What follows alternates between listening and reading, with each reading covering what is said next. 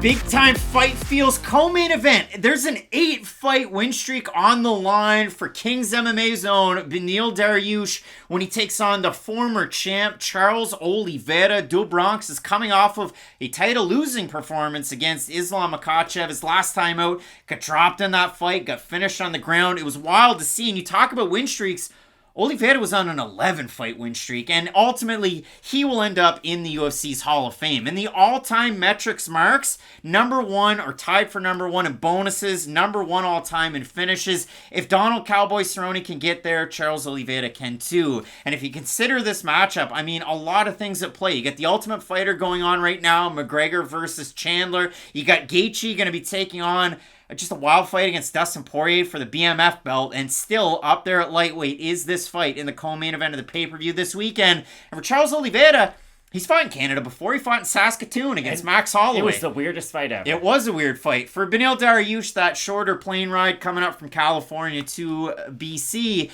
But when you look at this matchup, Matt, I mean, both guys, adept on the ground. Both guys, they're way more similar than you probably think, which is kind of crazy to say. They have 50-50 striking battles, so this should be a lot of fun. Obviously, Oliveira's been dropped. He's been finished in the past. Beneil Dariush, you want a crazy fight? His fight against Drakkar Klose. That's a crazy one to go back and watch. So I love this fight. I think it's going to be a lot of fun. And both of these guys, Matt, I mean, one guy kind of wrote the blueprint against Tony Ferguson. The other guy executed on it even more. But both of these guys are good really wherever the fight takes them. Well, it has been a really long burn for a guy like Beneil Dariush. And it's wild that it's taken him this long to finally get a marquee fight like this. Because for Beneil, he was really on a lot of people's radar when he had fought guys like Jim Miller, when he fought Michael Johnson. And I remember him losing to Michael Chiesa and going into that James Vick fight. Because that was on UFC 199. One of my all-time favorite pay-per-views, because Michael Bisping beats Luke Rockhold, of course, in the main event. But Beneil went out there, walked forward against James Vick, and knocked him out like it was nothing. Threw big overhand lefts. And after that, it was really a case of Beneil had all the skills,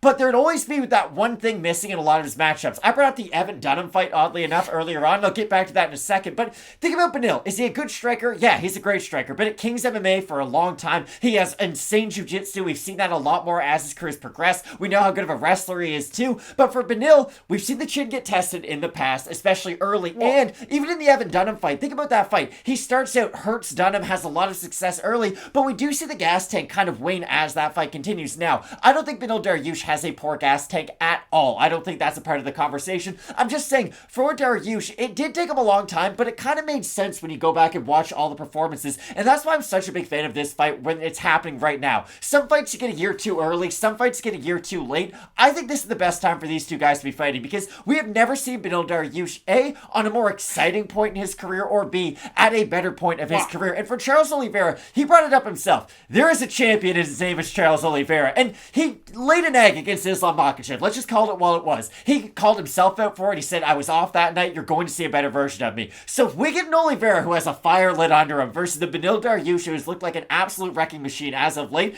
this could genuinely be fight of the year caliber stuff. Look at Dariush against Scott Holtzman. Look at him against Drakkar Klose. Look at these fights that he's having. The Drakkar Klose fight, if you don't remember, think at the end of that fight. Yeah, the commentary team has crazy reactions, but that DC, Rogan, and Anik freakout, that's the meme that you see all the time. You just maybe didn't know what fight it was from. Dariush has really brought all those skills together, and even though he's gotten cracked in some of these fights, he's been winning them. You look at his last loss, it's the one that you think of. It's back in 2018 against Alexander Hernandez on short notice. And if you look at it for Charles Oliveira, that big win streak, it wasn't without getting cracked in some of the fights and having to storm back. The Michael Chandler fight's probably the best example. Both these guys were in a weird spot. I'll get to the Michael Chandler fight in a second, but Oliveira, remember when he fought like Jared Gordon and Nick Lentz? Like, they gave Charles Oliveira... Which Nick Lentz fight? One, two, or three? Just the first, 7 fights of Charles Oliveira's win streak, everybody expected him to win those fights. And for Dariush, he did have kind of a reset, too, with his level of competition, and that's when I feel like we really saw him kind of put together all of his skills and find out really where he sits in the world. Because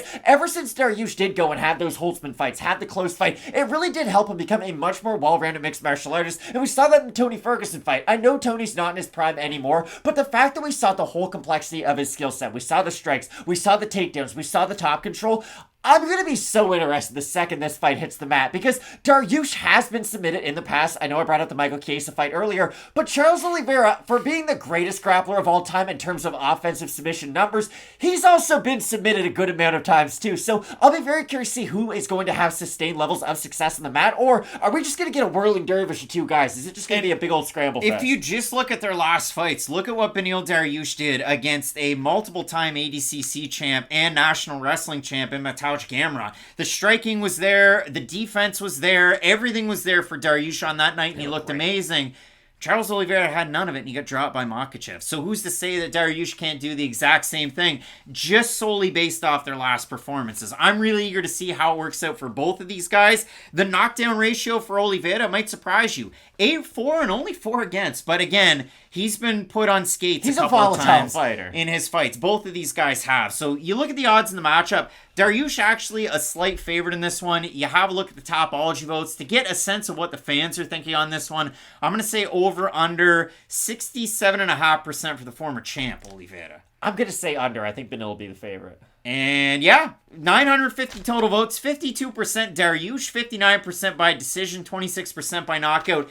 This is a 3-round fight. Should be 5 rounds, only 3. So that's kind of wild. For the 48% that have Oliveira, 52% by submission, 23% by knockout. So now it comes time for crunch time. The difficult part, who's the pick in the fight? I have Beneil Dariush for a reason that I haven't brought up yet. His kicks are really good. Like, his leg kick and body kick are very, very heavy strikes that I don't really think anybody gives him full credit for because, like you say, the boxing's very good. A lot of the knockdowns are from the boxing. But when he does go to the leg and the body with his kicks, I think it does help him open up the rest of his game. And if we see that body kick starting to land a lot against Oliveira, Oliveira's an interesting striker because he does have those front kicks up the middle. So, again, it's not like he's a 0 at that kicking range, but I think the leg kicks are going to play a factor. And I'll be interested to see who can set the pace in this fight. Like, this is an all-time great fight, so I don't really think there is a wrong pick. But if Dariush is able to just get in the face of Oliveira and not allow Oliveira to land some of those long-range boxing attacks, then I do think Dariush can have success. But this is the last point I'll bring up for Oliveira. He's a great inside fighter, too. Remember the dirty boxing against Poirier? He got that dirty clinch in the back, threw the uppercuts, throws the elbows. So I think both these guys are going to have success in basically every range of MMA. I just slightly have Beneil Dariush. The way that Oliveira was able to swim in his positions against Poirier, that was something wild that you don't see very often. And when you look at a guy like Dariush, chin check the same way that we've seen out of a guy like Oliveira. For me with Dariush, you look at his fights that he had against Gamrot, where does he get taken down? A few times he does, but he's able to reverse out of those positions. And against a guy like Thiago Moises, well, it was Dariush having all the success in the grappling, just like he did against Tony Ferguson. So ever so slightly, I'll go with Beneil Dariush as well in the matchup, but Charles Oliveira is one of those guys that fights at such a frantic pace. The 3-round atmosphere might actually help him in this fight, and you could very well see an Oliveira return to a fight against a McGregor, a Chandler, a Gaethje, a Poirier, a Makhachev, a Volkanovski. Like, there's so many names out there for both of these guys. Imagine Volkanovski versus Oliveira. That'd be wild. So both of us going with California's own Beneil Dariush to get the win in the fight. I didn't think we'd both say that, but apparently we both are. Matt, question mark kicks. 2 hours live before the prelims.